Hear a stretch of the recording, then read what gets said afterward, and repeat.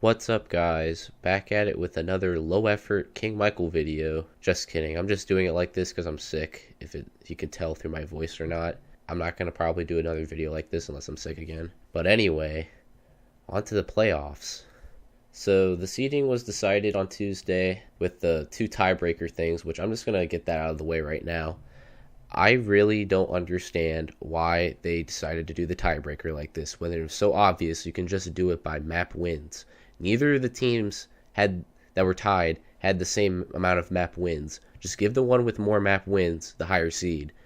It's not that complicated. Like, I don't know why you had to have one play game, one flip a coin. Just do map wins. And if they were tied in there anyway, then just do another of map points. How many points they've scored overall.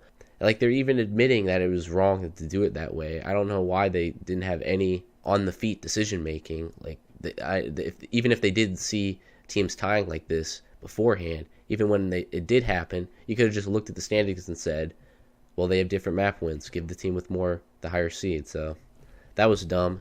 Hopefully they won't do that again. They said they won't. Moving on, though. The first game is the Seoul Dynasty versus the New York Excelsior. From how the Seoul Dynasty performed against the San Francisco Shock, getting 3-0'd in their tiebreaker game, I honestly thought, because of the system they have for the playoffs is the losing team gets to pick the next map of the map type, that teams wouldn't get swept. It's kind of telling. There's a system in place that's supposed to prevent people from getting swept in the playoffs, and then you just go out and get swept anyway. I really can't see them winning this game. They already played once this year, and they lost that game 3-1, and it wasn't even that close. They got shut out in all three maps they lost. That's not very encouraging at all. So New York Excelsior, that's an easy pick. They're winning this game. The next game is the Vancouver Titans and the Boston Uprising. These two teams have not played each other this year. The Boston Uprising, you look at them, they're the last seed, and you think, oh, they're probably the worst team. But honestly, I picked them to beat a couple teams that have made the playoffs. Like if they played the Toronto Defiant, they lost them earlier. I don't think they'd lose again. They played Atlanta Reign or the Philadelphia Fusion. It would be a close game. Vancouver Titans, I don't think they're good enough to beat them, but I certainly think it'll be closer than the Seoul Dynasty and the New York Excelsior game.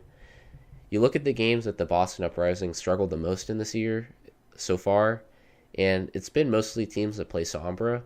Like, they got totally destroyed by the Shanghai Dragons when they played Sombra. And for the first half of the Dallas Fuel game, they looked completely inept because they only played Sombra. And Vancouver Titans, they pretty much play goats all the time. That's their thing. They play goats. And in a goats v goats matchup, I think Boston Uprising is not going to be completely outclassed. I'd expect them to take one, maybe two maps, but they're definitely not going to win. I don't see them pulling off an upset, but they will push the Vancouver Titans more than they expect, especially since Vancouver Titans has had a tendency to let teams they are clearly better than, like the Guangzhou Charge and the Chengdu Hunters, take them to game fives. So they haven't lost yet. They're undefeated, and they're going to stay undefeated, but that doesn't mean that they're completely invincible. They're going to win. That's the winner, Vancouver Titans. They're moving on.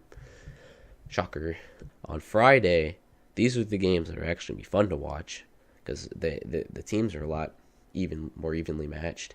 The first game is the Atlanta Reign, the Philadelphia Fusion. They played in the first week of the stage, went to a map 5. It's probably one of the most entertaining games so far this stage. It was honestly a toss-up the whole way through.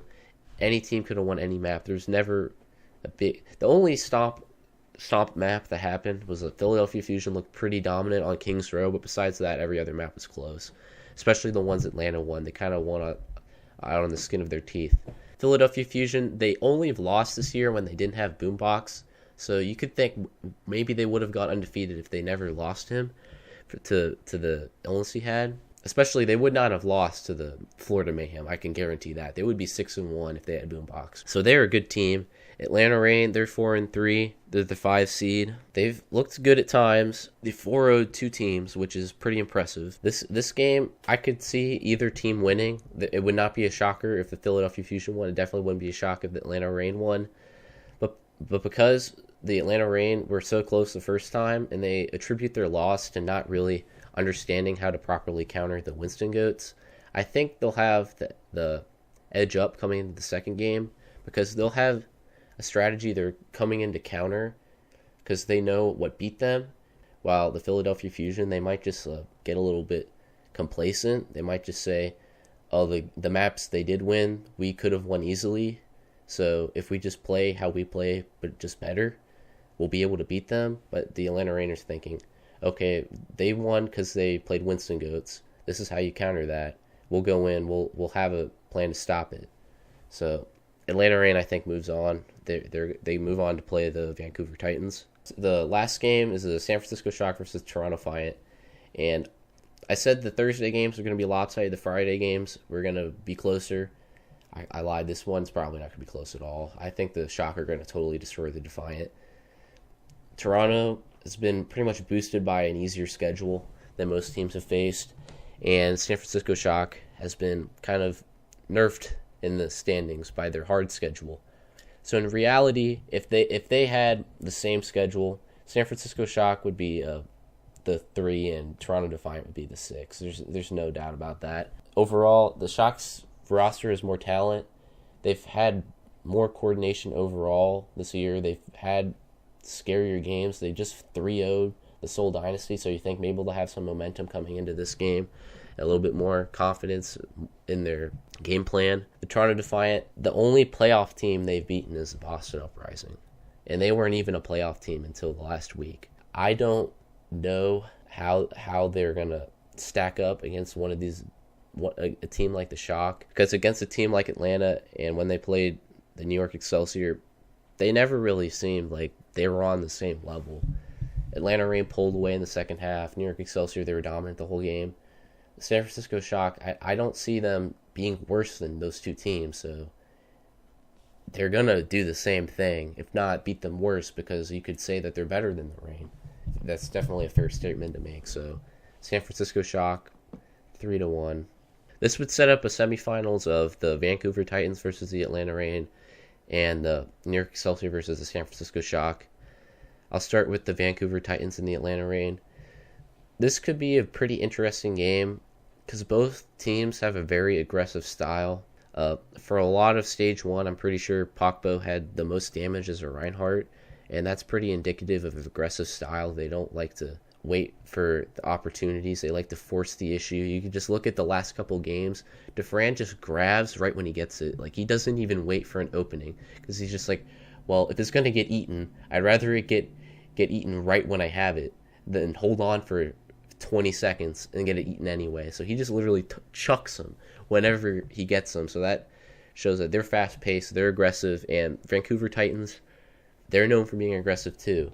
So because the Vancouver Titans overall have shown that they're better at that style, they're going to have a pretty hefty advantage this whole series. I don't think that a team that plays the same style as another team is going to have an ability to catch them off guard when they're underdogs. Atlanta Reign, I think this will probably be a 4-map series. They'll lose 3-1. If they do get the win, it'll be pretty hype to see Atlanta Reign in the finals, but I don't think it's going to happen. Vancouver Titans are going to win 3-1. Other semifinal, last semifinal, New York Excelsior, San Francisco Shock. New York Excelsior 4-0'd. Everyone says that was a very close game, and I would agree that the San Francisco Shock definitely could have pulled a map out here or there. I don't think they've improved at all since the time they lost, so it would be hard to say that they've found some recipe to beat them. But getting 4-0'd again by the New York Excelsior, especially with the loser pick system where they get to pick the map after they lose, it's going to be competitive a lot more than the last time. Being able to pick a map is probably something that Krusty will be able to exploit to his advantage as much as possible. So this game, 3-2 New York Excelsior, maybe 3-1. It's hard to see them losing, honestly. The closest that they've come to losing all year was the first game. And ever since, it's just been like cakewalk for New York. So that's the finals. Everyone's predicting New York Excelsior, Vancouver Titans. This is what everyone wants to see because we all want to know who's actually better. No one wants to just keep thinking, we'll just wait till one of them loses and then we get to have the debate. We want to see them play. We want to know who's better. The game has a lot of implications on how good Contenders Korea is if the champion just come in and be the best right off the bat, and it'll have a lot of implications for the New York Excelsior because it'll definitely supplant them as the best team right now. A lot of people say they are. A lot of people forgot how good they are, but this will definitely prove to a lot of people that they are in fact the best, who are all hyped up by the Titans. This game, honestly, it's so hard to pick. When you have a big game like this, it's really easy just to pick with the experience and the consistency that the New York Excelsior have had. There's a quote that Manu had about this matchup that was on ESPN in an article. He said that the New York Excelsior, they play with a sword and a shield, while the Vancouver Titans, they play with two swords. That's just how different these teams are, and you can't really say, oh, one style has an inherent advantage. It really comes down to execution.